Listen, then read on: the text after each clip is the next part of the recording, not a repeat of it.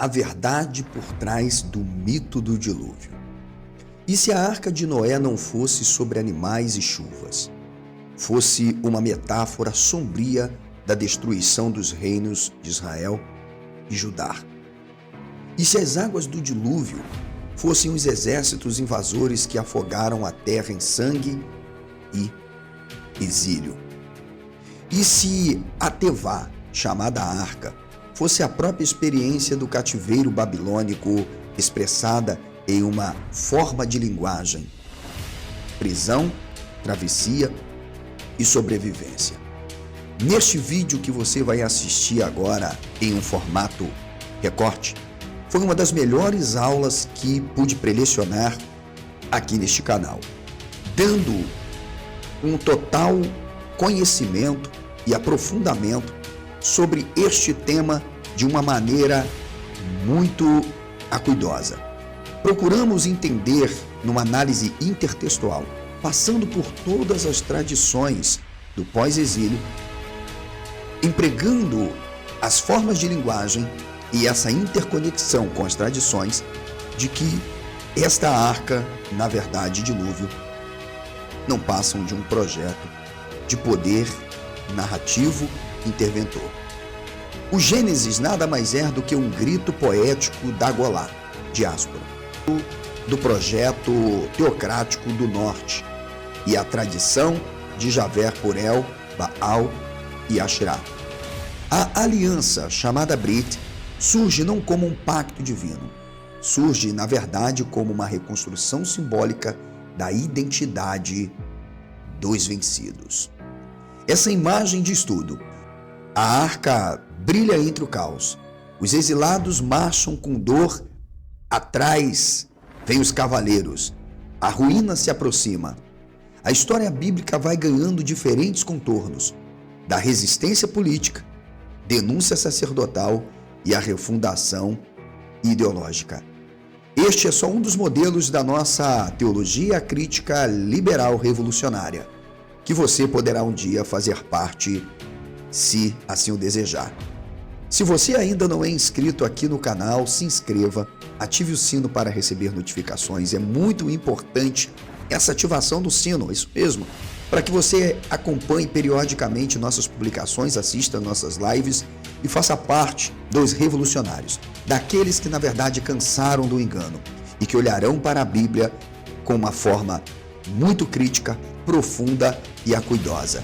Não serão apenas repetidores, meros papagaios de piratas que querem criticar a religião e a Bíblia sem realmente conhecê-la dentro de seu contexto histórico e cultural.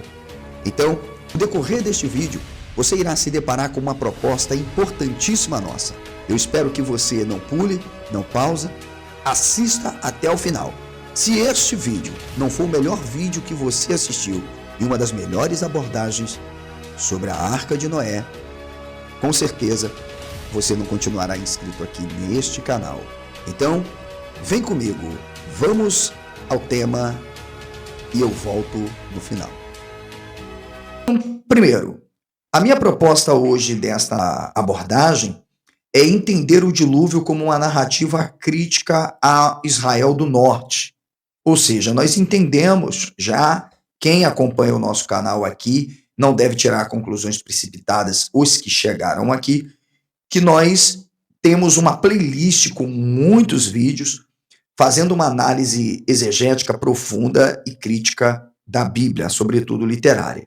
E nós demarcamos, então, as narrativas como narrativas de intervenções. Não importam a forma com que elas são elaboradas, mas elas têm um fim em si mesmo, ou seja, convencer, dirimir, intervir, formar, convencer e, muitas vezes, resistir outras narrativas que, na verdade, são resultados de complexidades e conflitos que estão sendo ali vivenciados pelo povo. Judá tentando se estabelecer como, vamos dizer, um núcleo majoritário e, portanto, fundante dessas tradições, e do outro lado, o Israel Norte, que é um mito. Falar Israel Norte, para mim, já é um mito. aqueles povos que estão ali em Canaã, também indo para a Síria, constituindo-se, então, a partir da narrativa, a Síria Efraimita, e rejeitam a qualquer custo o domínio desse grupo social judaíta. Podemos chamar assim de imigrantes que saíram ali de Midian, tentaram ganhar espaço nessa região e, de alguma forma, não conseguindo impor a crença em um Deus exclusivo, acabaram, de alguma forma, aceitando a adoração deste Deus Javé, sendo uma alternativa entre outros deuses.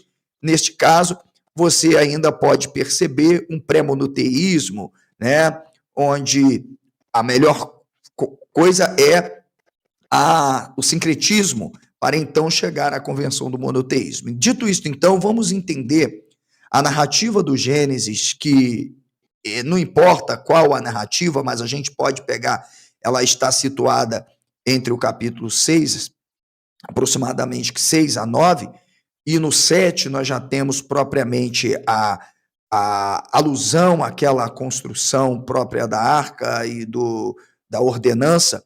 Essa narrativa, ela é tradicionalmente lida como um mito etiológico, ok? Então, essa é a nossa perspectiva. Então, eu afirmo que não houve dilúvio, é impossível ter havido um dilúvio. E tem um vídeo aqui no meu canal onde eu mostro que todos os mitos diluvianos, antes do mito narrado na Bíblia, eram meras representações das potências governamentais intrapovos que tinham por objetivo dominar e tomar as terras.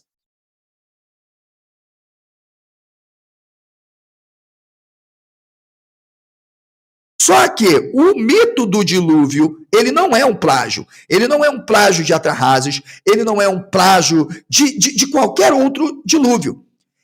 Há apenas uma assimilação da ideia para que esta narrativa que eles constroem possa explicar o que eles estão vivendo realmente.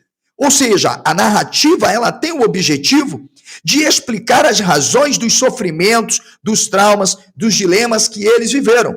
E é claro que eles não iriam deixar de compreenderem e reinterpretarem, nós vamos chamar isso de palimpsesto, que é uma maneira de reaproveitar. E aí, meus amigos teólogos já estão chateados comigo, porque eu andei dando uma lambadazinha em alguns aqui que dizem que é mito. É mito. É mito, não, como é que eles chamam? É plágio. Plágio tem só na cabeça deles. A gente precisa entender o conceito de palimpsesto, que é o reaproveitamento de uma narrativa, sua reconstrução e reconfiguração para explicar o próprio mundo e a própria realidade. Veja, o plágio é a apropriação total, indevida, originária, onde você usa os mesmos arquétipos definidos. Você está me entendendo? O mito do dilúvio não é isso, gente. Portanto, não tem plágio. O mito explica o mundo em que o povo está vivendo. Ela designa refúgio, meio de preservação, repositório, onde alguma coisa se refugia ou se coloca para preservar. Não era qualquer caixa como nós concebemos, beleza? Então, vem comigo, preste bem atenção na estrutura da narrativa, que é Oséias, um profeta da elite, Roshea, tá? É uma tradição, portanto, é a tradição que vai defender que Javé é o Salvador.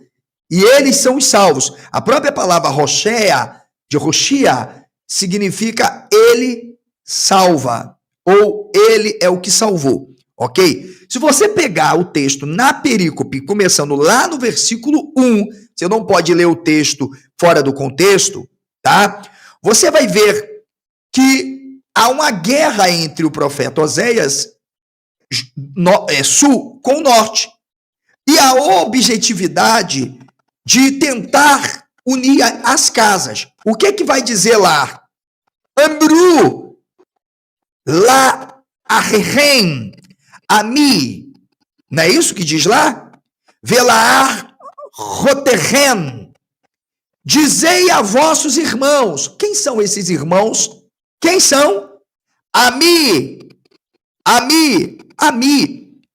Vem da palavra ama. Olha aí, meus alunos de hebraico. Vem da palavra ama, que significa povo. Povo. Tá? Vem da palavra ama, que significa povo. Castigá-la-ei pelos dias dos Balaíns, nos quais lhe queimou incenso. Tá vendo por que teve o dilúvio? Porque não é dilúvio água. Por que os exércitos vão invadir, vão pegar tudo? Queimou incenso e se adornou dos seus pendentes, das suas joias, e andou atrás de seus amantes. E a mim se esqueceu, diz o Senhor. Tá lá, aqui aparece quem? Não é o Adonai? Não é o Javé? Rabalaim, onde vai aparecer, e é uma oposição ao homem do norte criado por Dan. Professor, que tese é essa? É a minha. E eu avisei no livro, inclusive, que eu defenderia uma tese de doutorado com plausibilidade, aprovado por unanimidade na banca, com nota máxima, gente, porque não tem como. A minha interpretação é plausível. E digo, não tentem se apropriar não, porque antes de produzir esse trabalho eu fiz uma pesquisa profunda e não há uma tese no Brasil ainda, realmente, por isso meu livro já está publicado. Então, depois de mim, podem inventar. Judá é que é o povo. E sobre a casa de teu pai. Opa! Então tem um povo e tem um pai. Sobre Judá e sobre Israel. Dias tais como nunca vieram, desde que Efraim se separou de Judá. Isso te lembra como que foi anunciado o dilúvio? E eis que o Senhor trará o quê? O juízo, como nunca houve. Não é isso que está lá em Gênesis? Ah, não, eu estou lendo errado. Não é isso? Corre aí, dá um Google na Bíblia aí, coloca aí para mim. O que diz lá?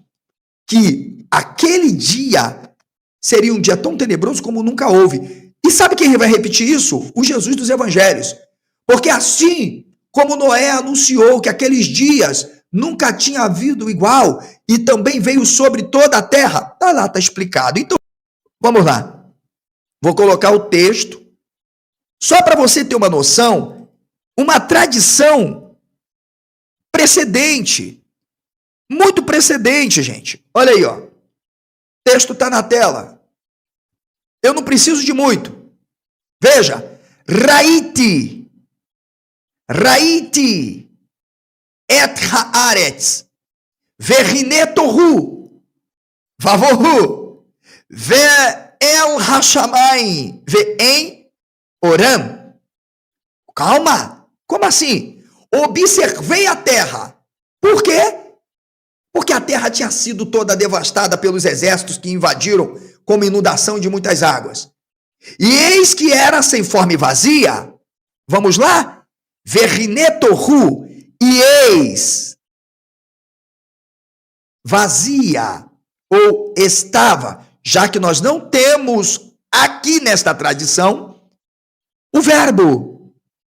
Nós não temos aqui nenhum verbo no imperfeito, estava forma. Por quê? Porque a tradição concebe. Então, você tem verriné, e eis que estava sem forma e vazia. Não era, estava sem forma e vazia. É isso que o texto diz. Estava sem forma e vazia. Calma, não era só isso não. Vamos ver? Tem mais. Também os céus não tinham a sua luz. Aprendeu agora? Mas o que eram os céus? Era o universo? É isso aí que a gente olha para cima? Hein? Era? É isso mesmo? Ou estamos falando do Shamaim? Para você. Ó, eu disse que somente em 2 passagens a arca era utilizada com um significado. Então veja. Então pegou a Tevar e a Betumou, não é isso? Revestiu de quê? De Gomé. Gomé. O que você achou deste conteúdo em apenas um corte? Gostou? Então, faça parte de um projeto que vai te dar ferramentas para você se desenvolver crítica e cognitivamente. Veja, este foi apenas um corte de mais de 2 horas e 40 minutos de aula e você poderá receber este material didático que foi preparado com muito respeito, com muito carinho e com muita profundidade. Então, seja membro, assine hoje o membro prêmio exclusivo ou cooperador para ter acesso aos benefícios que nós temos disponibilizados para você dentro de uma plataforma exclusiva. Então, deixe o seu like, comente, compartilhe e venha fazer parte deste projeto de desenvolvimento cognitivo. Eu sou José Alessandro Neves, mais conhecido como Alessandro Moreno, e este é o canal Pode Tudo.